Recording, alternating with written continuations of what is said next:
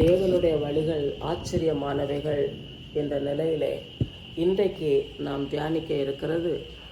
தேவன் சர்வ ஆளுநர், தேவன் பெரியவர். தேவனுடைய மகத்துவங்களையும் கிருபைகளையும் சொல்லி வாயினால் அறிவிக்க முடியாதவைகள் என்றாலும் நம்முடைய தியானத்துக்கு தகுந்தபடியாக சில காரியங்களை நாம் தியானிக்க கர்த்தர் நமக்கு இன்றைக்கு உதவி செய்வாராக. தானியேல் தீர்க்கதரிசன புஸ்தகம் 2ஆம் அதிகாரம், தானியேல் தீர்க்கதரிசன புஸ்தகம் 2ஆம் அதிகாரம் 21வது வசனத்தை வாசிக்கிறேன். தானியேல் 2ஆம் அதிகாரம் 21வது வசனம். அவர் காலங்களையும் சமயங்களையும் மாற்றுகிறவர், ராஜாக்களை தள்ளி ராஜாக்களை ஏற்படுத்துகிறவர், ஞானிகளுக்கு ஞானத்தையும் அறிவாளிகளுக்கு அறிவையும் கொடுக்கிறவர். கர்த்தர் பெரியவர். ராஜாக்களை தள்ளி ராஜாக்களை ஏற்படுத்துகிறவர். கர்த்தரை நாடி கர்த்தரை பின்பற்றுகிறவர்கள் ஞானிகள். ஏனென்றால் ஞானம் பரத்திலிருந்து வரக்கூடியது, கர்த்தரிடத்திலிருந்து மட்டுமே ஞானம் வருகிறது. நம்முடைய தேவனாகிய கர்த்தர் சர்வ சிருஷ்டிகர் மட்டுமல்ல, அவர் சர்வ ஆளுநர் என்றால் அவர் ராஜாதி ராஜா, அவர் கர்த்தாதி கர்த்தர். வேதாகமத்திலே ஆதியிலிருந்தே அநேக வேத வசனங்களிலே நானே கர்த்தர், வேறே தேவன் இல்லை என்றும், அவர் ராஜாதி ராஜா என்றும் கர்த்தாதி கர்த்தர் என்றும் அறிவித்திருக்கிறார். அந்த நிலையிலே தேவன் தம்முடைய ஜனத்தை சீரான பாதையிலே நடத்துவதற்கு தலைவர்களை ஏற்படுத்தினார். மோசே, யோசுவா போன்றவர்களை தேவன் ஏற்படுத்தி தேவனுடைய திட்டத்தின்படி நடத்தி வந்தார். யோசுவாவின் காலத்திலே மோசேக்கு தேவன் கற்பித்த அனைத்தையும் யோசுவாவும் கைக்கொண்டார். யோசுவா அதை ஜனங்களுக்கு போதித்தார். அவருடைய வாழ்க்கையின் இறுதி நாட்களிலே ஜனங்களை கூடி வர செய்து கர்த்தரையே சேவிக்க வேண்டும், வேற எந்த ஒரு காரியத்திற்கும் தேவனை விட்டு விலகுவது உங்களுக்கு தூரமாய் இருப்பதாக என்று வலியுறுத்தி பேசினார். அது யோசுவா 24ஆம் அதிகாரத்தில் இருக்கிறது. அதை கேட்ட ஜனங்கள் எல்லாரும் நாங்கள் இஸ்ரவேலின் தேவனாகிய கர்த்தரையே சேவிப்போம் என்று ஒரு மனதோடு சொன்னார்கள். சில நாட்கள் அவர்களுடைய காலங்களிலே தேவனை சேவித்தார்கள். அதை தொடர்ந்த சந்ததிகள் மறுபடியுமாய் பாவத்திலும் விக்கிரக வெறிகளிலும் சுய வெறிகளிலும் வாழ ஆரம்பித்து விட்டார்கள்.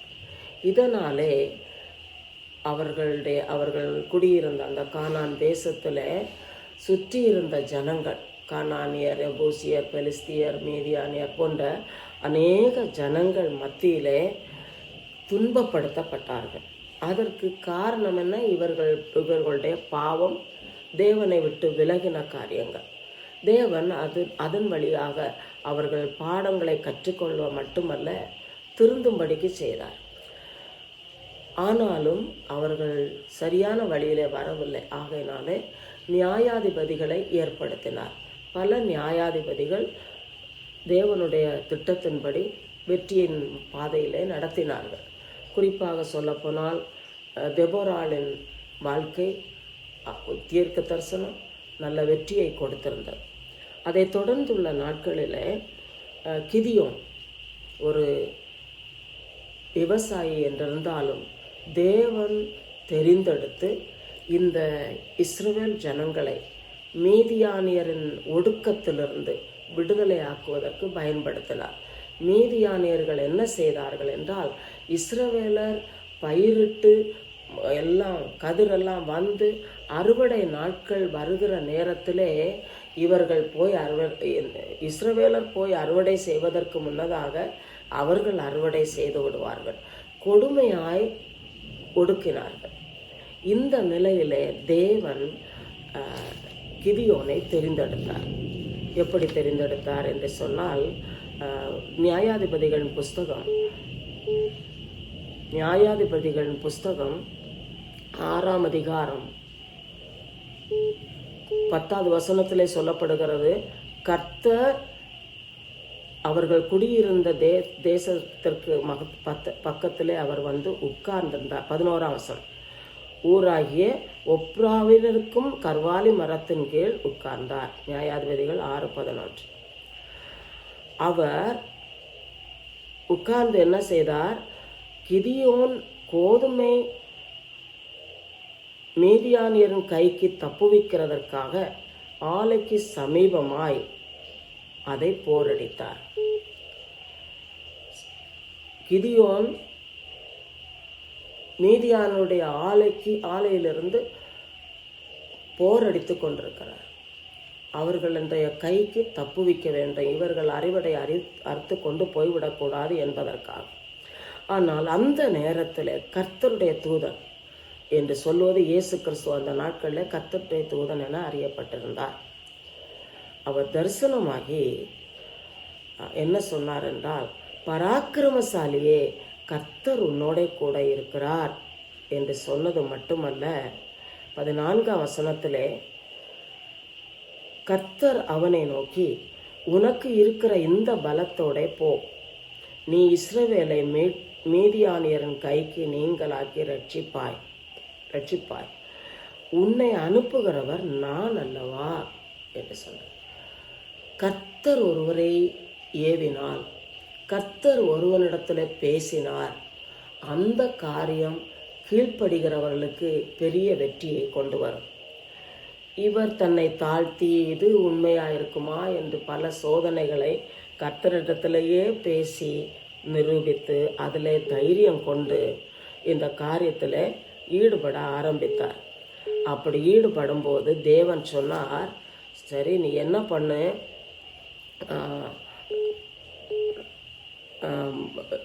இஸ்ரவேல் ஜனங்களை எல்லாம் சேர்த்துக்கொள், உன் பக்கமாய் சேர்த்துக்கொள் என்று சொல்லும்போது இஸ்ரவேல் ஜனங்களை எல்லாம் சேர்த்ததாக 7ஆம் அதிகாரத்திலே சொல்லப்படுகிறது.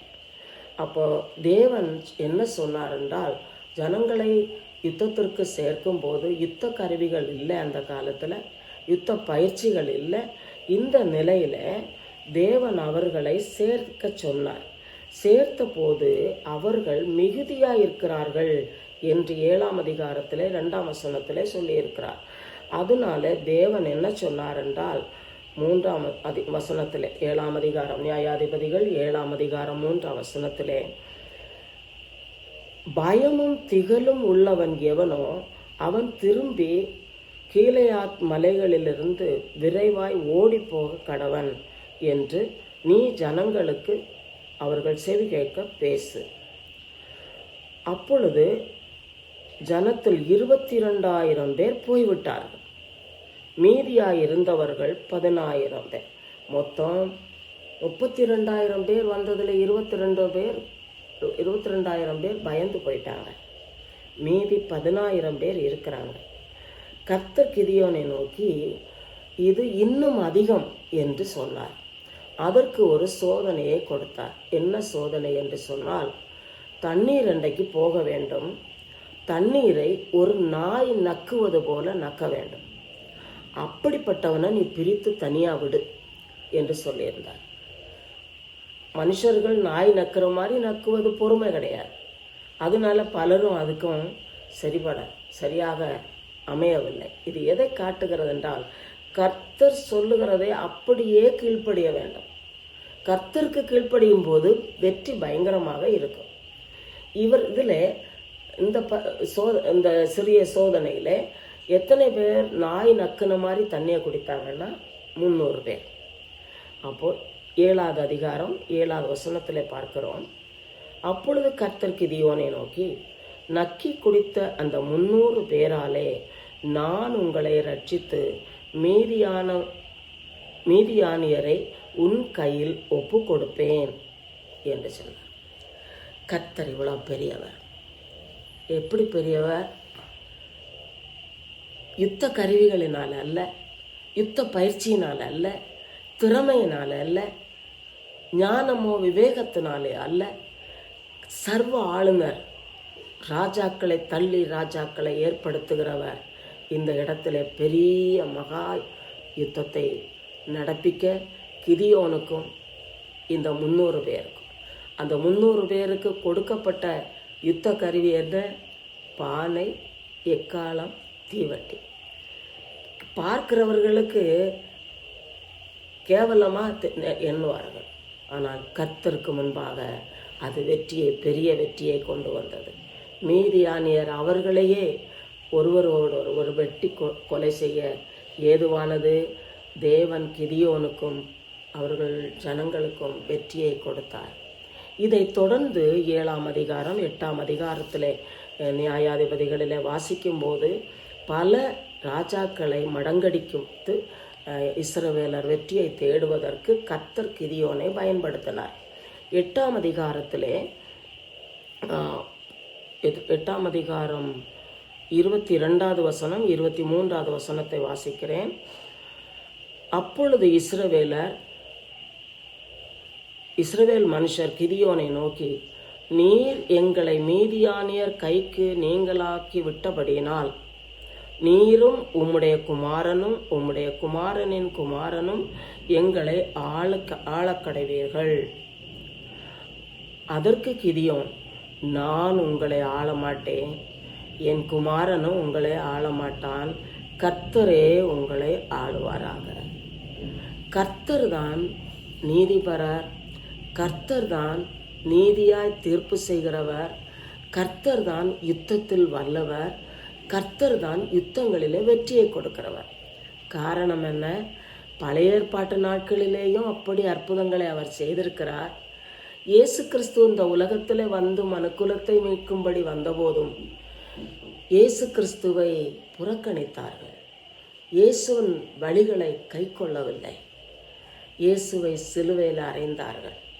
ஆனால் சிலுவையிலே இயேசு சாத்தானின் தலையை நசுக்கி அவர் தமது சரீரத்தை பலியாக ஒப்பு கொடுத்து அடிக்கப்பட்டு காயங்களை தம்மையில் ஏற்றுக்கொண்டு அவருடைய இரத்தம் முழுவதும் மனுக்குலத்துக்காக சிந்தி அவர்களை ரட்சிக்கும் பொருட்டு அவர் மரித்து அடக்கம் பண்ணப்பட்டு உயிரோடு எழுந்தார். மட்டுமல்ல, மரணத்திற்கும் பாதாளத்துக்கும் உரிய திறவுகோள்களை உடையவராக இருக்கிறேன் என்று சொன்னது மட்டுமல்ல, அவர் நம்முடனே நமக்குள்ளே தங்கியிருக்கும் ஸ்லாக்கியம் அவர் தந்திருக்கிறார். ஆகையினாலே எந்த ஒரு யுத்தத்தையும் எந்த ஒரு வாழ்க்கையில் வருகிற சூழ்நிலைகளையும் வெற்றியாய் நடத்தி செல்வதற்கு நம்முடைய யுத்த பலனோ நம்முடைய கல்வி பலனோ நம்முடைய அறிவோ திறமையோ முயற்சிகளோ ஒன்றும் பிரயோஜனப்படாது. ஆனால் கர்த்தரை தெய்வமாக கொண்ட ஜனம் பாக்கியம் உள்ளது. கர்த்தரே ராஜா, அவரே சகலத்துக்கும் போதுமானவர் என்று அவரை சார்ந்து கொண்டிருக்கிற மக்கள் பாக்கியவான்கள். தங்களுடைய காரியங்கள் அனைத்தையும் ஜெயமாக நடத்தி கொள்ளுவார்கள். அதுபோல தங்களுடைய பிள்ளைகளையும் கர்த்தருடைய வழியிலே நடத்தி கர்த்தருக்கு முன்னுரிமை கொடுத்து கர்த்தருடைய காரியங்களிலே வெற்றியாய் வாழுவதற்கு நடத்துவார்கள். அதனால இவர்களுடைய சந்ததிகள் தொடர்ந்து தலைமுறையாக கர்த்தருடைய ராஜ்யத்துக்கு அடுத்த காரியங்களிலே திறமையுடையவர்களாய் சாத்தானை ஜெயிக்கவும் சோதனையை ஜெயிக்கவும் சூழ்நிலைமைகளை ஜெயித்து ஜெயத்தின் சாட்சிகளாய் கர்த்தருக்காக நிற்கவும் ஏதுவாகும். இதில் மிக முக்கியமாக நாம் கவனிக்க வேண்டியது என்ன? இன்றைக்கு நம்முடைய கடமை என்ன என்று சொன்னால், ஒரு வசனத்தை நான் வாசிக்கிறேன். அப்போஸ்தலர் நடபடிகள் 12ஆம் அதிகாரம் 5ஆம் வசனம். அப்போஸ்தலர் நடபடிகள் 12ஆம் அதிகாரம் 4-5 வசனங்களை வாசிக்கிறேன். ஏரோது ராஜாவின் நாட்களில் பேதுருவை பிடித்தார்கள். பிடித்து சிறைச்சாலையில் வைத்து பஸ்கா பண்டிகைக்கு பின்பு ஜனங்களுக்கு முன்பாக அவனை வெளியே கொண்டு வரலாம் என்று அப்படின்னா கொலை செய்வதற்காக அவனை காக்கும்படி வகுப்புக்கு 4 போர் சேவகராக ஏற்படுத்தி 4 வகுப்புகளின் வசமாக ஒப்புவித்தான்.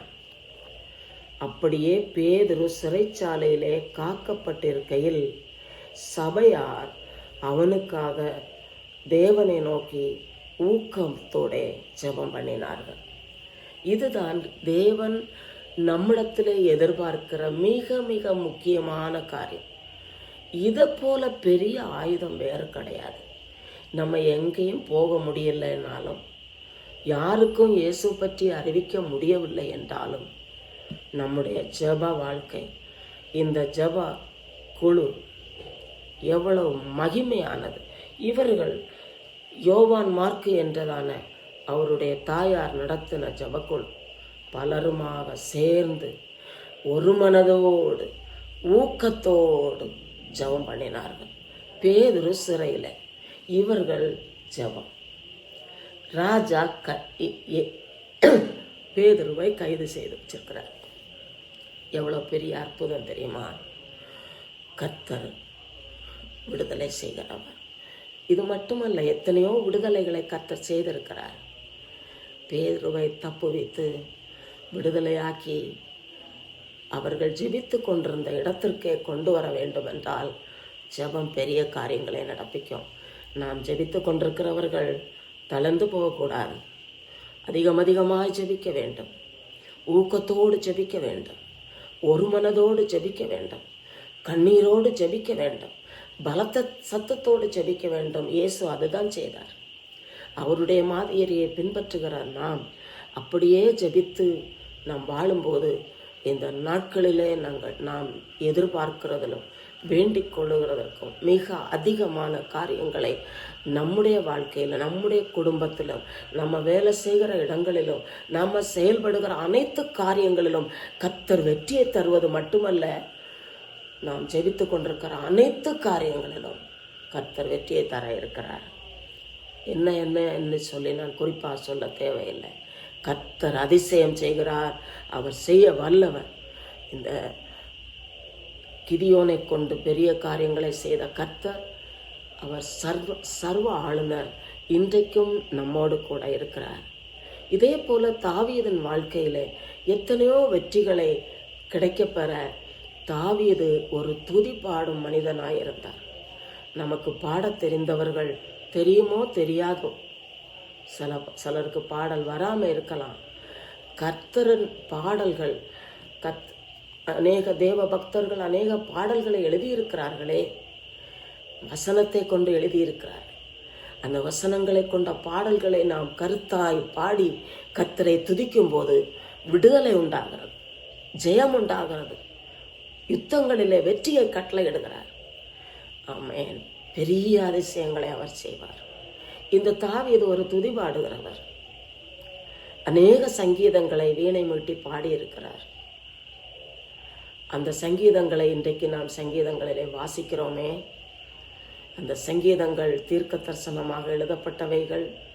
நம்முடைய வாழ்க்கையிலே அன்றாட வாழ்க்கைகளுக்கு ஏற்றபடியாகவே பயன்படுத்துவதற்கு சங்கீதங்கள் காணப்படுகிறது. அந்த தாவீது அநேக யுத்தங்களை நடப்பிக்க தேவன் பலன் கொடுத்தார். அது தாவீதின் பலன் அல்ல, தாவீதின் யுக்தி அல்ல. கோலியாத்தை எதிர்க்கும் போது அவர் சொன்னார், கோலியாத்தை பார்த்தா அவர் 9 முழ உயரமுடையவர். யுத்த கருவிகளோட நிற்கிறார், யுத்த ஆடையோடு நிற்கிறார், வீரவாதம் பேசி கொண்டிருக்கிறார். அந்த நிலையிலே தாவீது எளிமையும் சிறுமையுமானவர். அவருக்கு இருந்தது கர்த்தருடைய பலன் மட்டும், கர்த்தருடைய ஆலோசனை மட்டும், கையிலே கவனும் கல்லும். கர்த்தர் அதை கொண்டு கோலியாத்தை முறியடிக்க உதவி செய்தார் என்றால், அவர் என்ன சொன்னார் என்றால், நீ நிந்திக்கிற தேவனாகிய கர்த்தருடைய நாமத்தினாலே வருது. நம்முடைய தேவனாகிய கர்த்தருடைய நாமம் அவ்வளவு பலத்தது. நமக்கு அது தெரியாமல் இருந்துடக்கூடாது. எந்த ஒரு காரியத்திலும் கர்த்தருடைய நாமத்தை உயர்த்தி மகிமைப்படுத்தும் போது அது நமக்கு பலன் வருகிறது மட்டுமல்ல, எந்த ஒரு காரியத்தில் ஈடுபடுத்துகிறோமோ அது வெற்றியை கொண்டு வரும் என்பதை அறிந்து கொள்ள வேண்டும். தாவீது அநேக வெற்றிகள் அடைய கர்த்தர் உதவி செய்தார். பெலிஸ்தியர் அநேக முறை எதிர்த்தார்கள். பல யுத்தங்களிலே தாவீதோடு கர்த்தர் கூட இருந்தார்.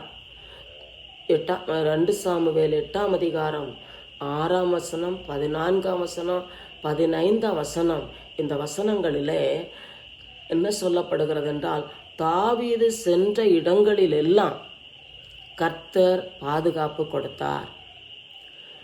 தேவன் இஸ்ரவேல் ஜனத்தின் மேல் ராஜாவாக ஏற்படுத்தினார். இப்படி எல்லா ஜனத்திற்கும் நீதி செய்வதற்கு தாவீதை ராஜாவாக ஏற்படுத்தினார். தாவீதின் சந்ததியிலே இயேசு வந்தார் என்பதை அறிவோம். இதுபோன்று அநேக ராஜாக்கள் கர்த்தருக்கென்று கர்த்தரை நம்பி கர்த்தரே சர்வ ஆளுநர் என்று அவருக்கு முன்னுரிமை கொடுத்து செய்தவர்கள் தங்கள் வாழ்க்கையிலே ஜெயமெடுத்தார்கள். அதுபோல அப்போஸ்தலர்கள், ஊழியக்காரர்கள். இன்றைக்கு நாம் நம்முடைய வாழ்க்கையிலே கர்த்தர் தந்திருக்கும் நாட்கள் மிக விலையேறப்பெற்றது என்பதை உணர்ந்து கர்த்தர் நம்மிடத்தில் எதிர்பார்க்கிற காரியங்களிலே குறைவுபட்டு விடாதபடிக்கு நிறைவான காரியங்களை செய்வதற்கு கர்த்தர் நமக்கு உதவி செய்வார். ஜெபம் பண்ணுவோம். அல்லேலூயா, அல்லேலூயா.